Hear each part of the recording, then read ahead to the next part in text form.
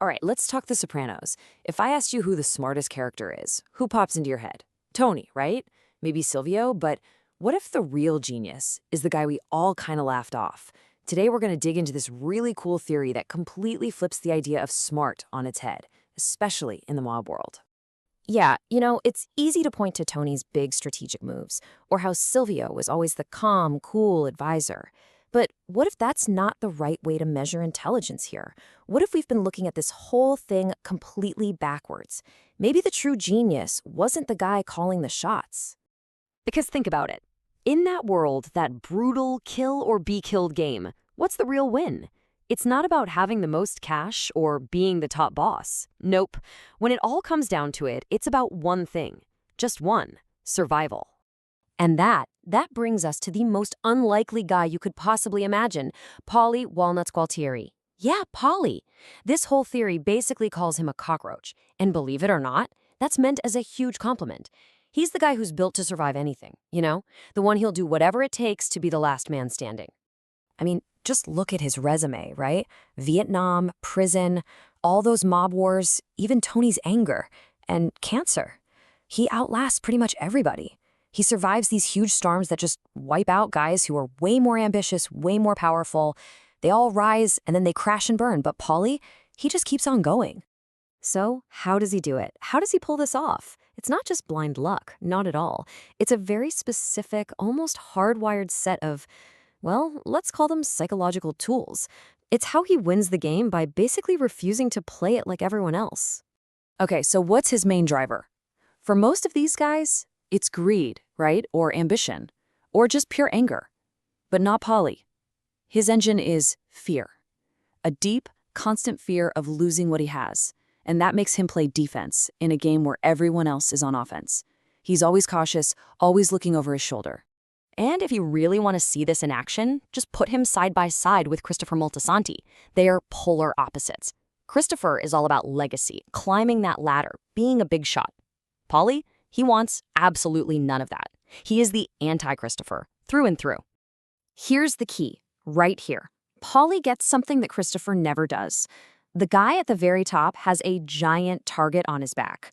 So Paulie's whole strategy is to be near the top, but never, ever at the top. He avoids that big responsibility so that when things go south, and they always do, he's not the first one to take the fall.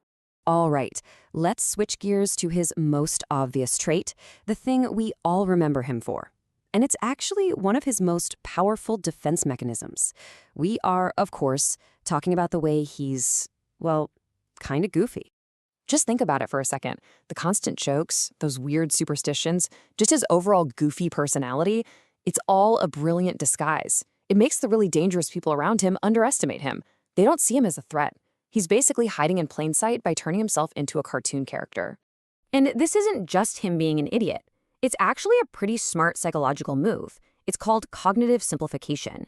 What he's doing is taking all the crazy, traumatic, violent stuff happening around him and boiling it down into a simple joke. It's his way of managing it.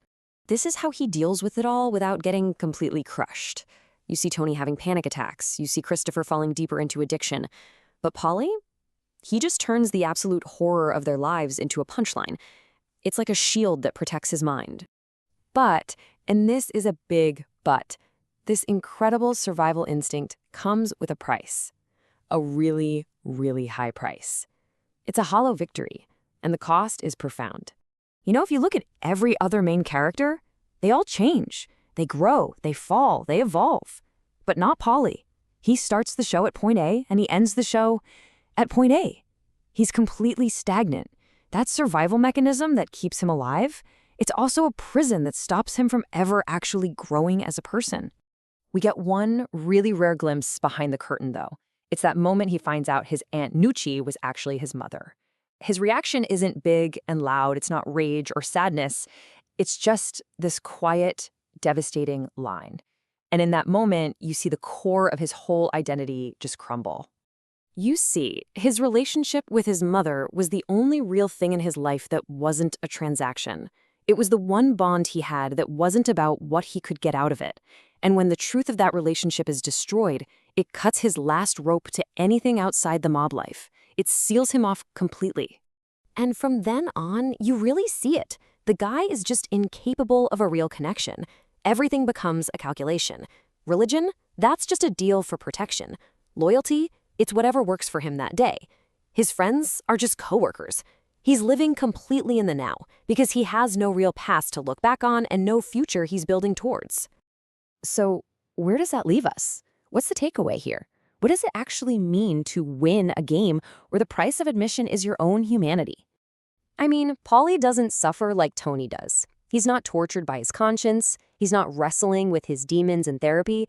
And why? Because he doesn't have that deep self-awareness that allows for that kind of pain to even exist. Because really, there's no self there to be aware of. He's emotionally hollow, like a perfect container built for one single purpose, to survive. But it's empty of everything else, all the messy, complicated stuff that actually makes a life worth living.